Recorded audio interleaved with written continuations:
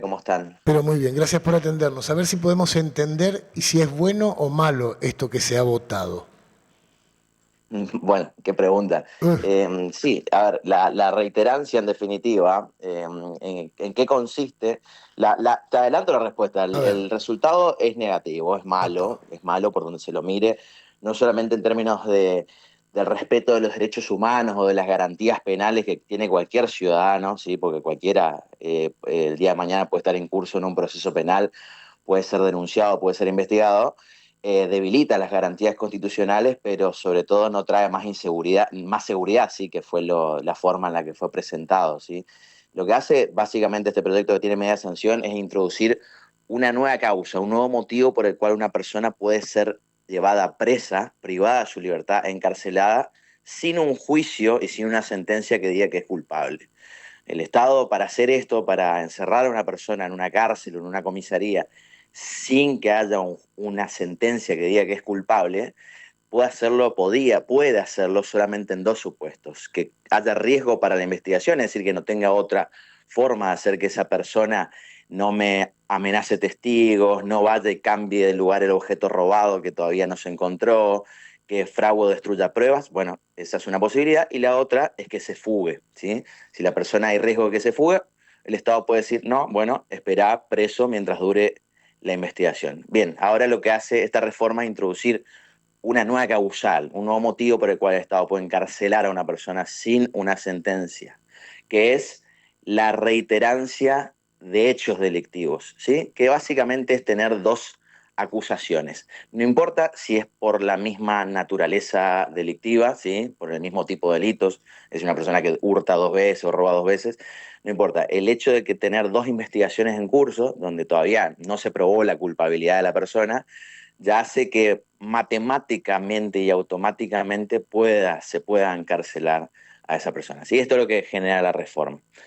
En si es bueno o malo, hay que analizar todas las aristas. Es lo que nosotros decimos desde el Comité Nacional de Prevención de la Tortura y los que trabajamos en la temática carcelaria a nivel nacional, es que el sistema carcelario está absolutamente colapsado, está en una crisis en todo el país, está en una situación de superpoblación y hacinamiento crítico, con no solamente riesgos de vida o de muerte, sino con muertes que se suceden en los ámbitos de privación de libertad que son prevenibles, con graves violaciones de los derechos humanos, y además está mostrando no funcionar a los fines de dar más seguridad porque la tasa de reincidencia es alta, ¿sí? Entonces, lo que hacen estos proyectos, que el grave riesgo no es solamente que se sancione este proyecto a nivel nacional, sino que las provincias lo repliquen como una solución a la inseguridad, es que aumente aún más la tasa y el índice de hacinamiento extremo que tienen nuestras cárceles. Y esto es importante mencionarlo porque hay provincias como el Chaco donde ya que entiendo que ha ingresado un proyecto de ley para tratar el tema,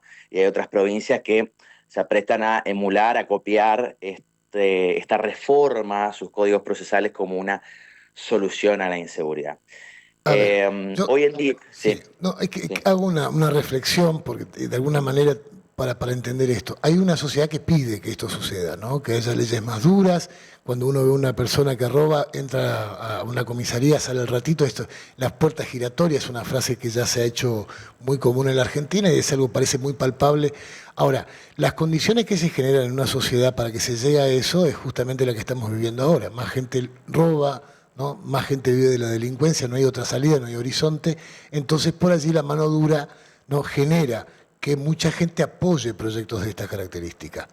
Ahora, Bueno, sí. esto nos ayuda mucho porque por otro lado no tenés construcción de cárceles, no tenés un sistema de carcelario que por lo menos eduque o que capacite, o sea, es directamente enviarlos a un pozo. Claro, ahí vos mencionaste algo muy importante, Pedri, que es no hay otra salida. Lamentablemente, y lo que la sociedad sí le reclama a la clase dirigencial, a la política en general, es no sufrir inseguridad, ¿sí? Es decir, que no me roben, que no sufrir un hecho delictivo, e inclusive si lo sufro, que se recupere mi objeto robado, ¿sí? Eso es lo que quiere toda víctima. Pero sobre todo que no le roben, no ser víctima de la inseguridad. El problema es que la única respuesta que se viene presentando los legisladores, los gobernadores, los presidentes, es la respuesta penal, ¿sí?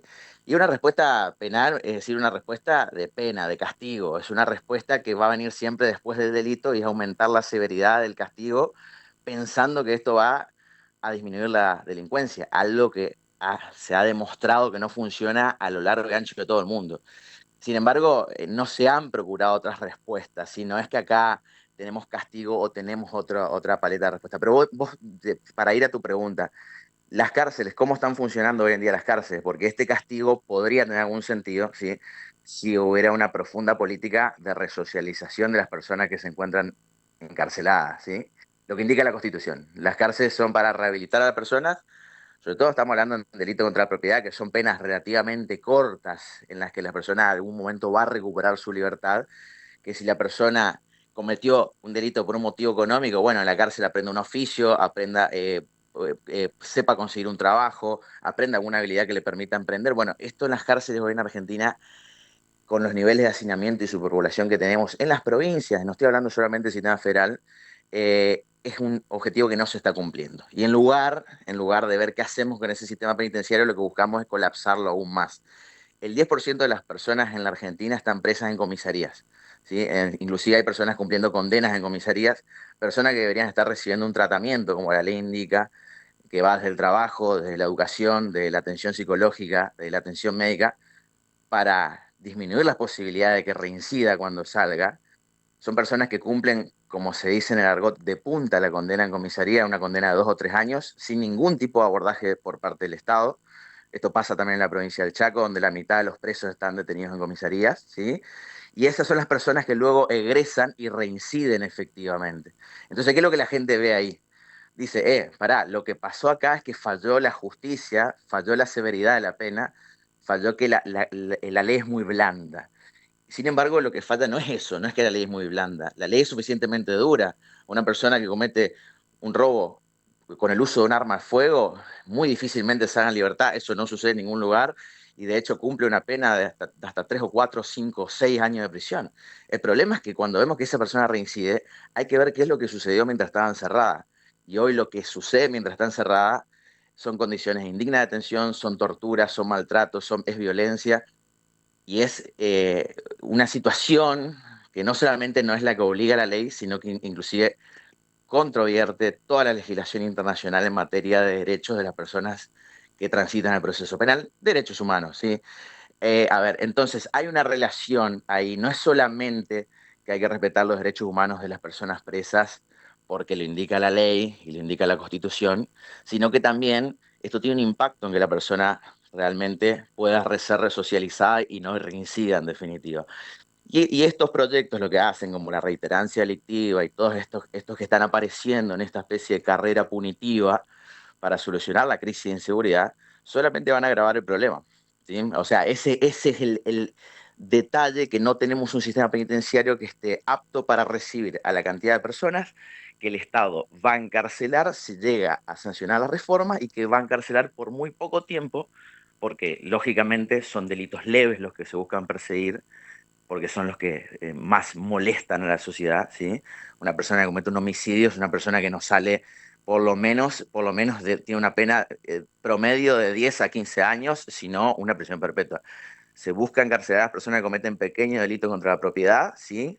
Personas que hurtan de forma reiterada, en las que el Estado podría adoptar otro abordaje para ver qué está pasando. Estoy hablando de consumo problemático, estoy hablando de situaciones de pobreza, estoy hablando de marginalidad, estoy hablando de violencia policial, y sin embargo lo que dicen es, bueno, 2 strikes, estás afuera, ¿no?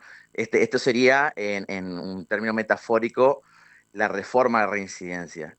¿Va a lograr neutralizar a personas que hoy tal vez están reincidiendo y no tienen reiterando el delito y no tienen una prisión preventiva? Sí, algo más va a captar. Pero ¿en qué condiciones? Sobre todo, ¿por cuánto tiempo y cómo va a salir esa persona? Y esta dimensión de análisis no estuvo en el debate legislativo y no está ni en el debate público, ni en el mediático, ni en la consideración del proyecto de ley, ni en ningún lado. O el mejoramiento de una sociedad, ¿no? Digo, con educación, con trabajo. Estamos también en una fábrica de delincuentes, ¿no? Digo, la situación misma arrastra a mucha gente a que caiga en la delincuencia. Es Sí, el por caldo de supuesto. cultivo. Pero mientras más se desbarata el estado de bienestar, el Estado, el Estado protector, el Estado contenedor, el Estado que abraza, que cuida, el Estado que alimenta, más aumenta la tasa de encarcelamiento. porque aumenta la inseguridad, aumenta la tasa de encarcelamiento. Este estado penal sale muy caro, ¿eh? Sale mucho más caro inclusive que prevenir el delito, o debería serlo, ¿sí? Lo que pasa es que ahora se están asignando personas en comisarías, ¿sí? Y eso al Estado le sale tal vez más barato. Entonces, como bien vos decías, la explicación del fenómeno de la criminalidad, sobre todo los delitos contra la propiedad, es social. Eso no lo justifica, con eso no estamos diciendo que la persona que roba, a diferencia de su vecino que trabaja, no tiene que recibir ningún tipo de sanción, ¿sí?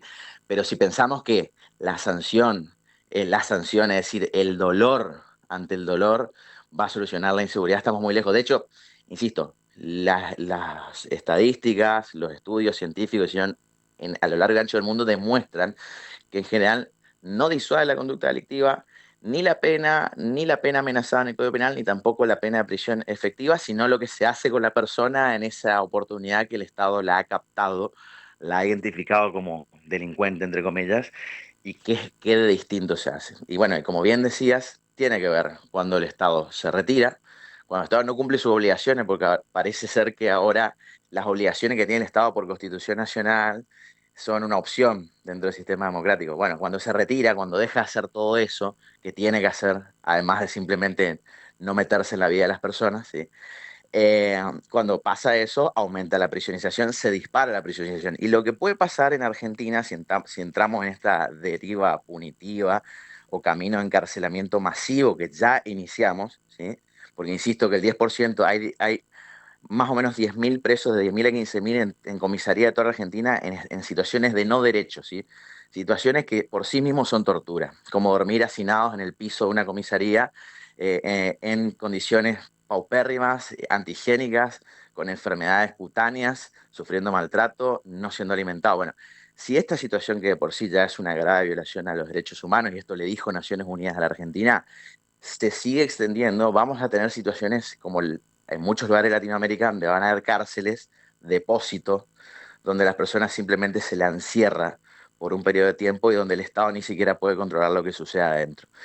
Y esos países que tienen tasas de encarcelamiento muy elevadas, ¿sí? Muy elevadas, estoy hablando de países centroamericanos, inclusive Brasil sucede lo mismo, no demostraron que con ese encarcelamiento masivo hayan disminuido la tasa de delincuencia de ninguno de los delitos. Simplemente tienen un sistema penitenciario costoso donde además se forman organizaciones criminales o se fortalecen porque el Estado no puede controlar lo que pasa ahí adentro. Es decir, la persona que entra por una venta de tóxicos prohibidos, ¿sí? Se Sí, habla sí. mucho en narcomenudeo y su éxito.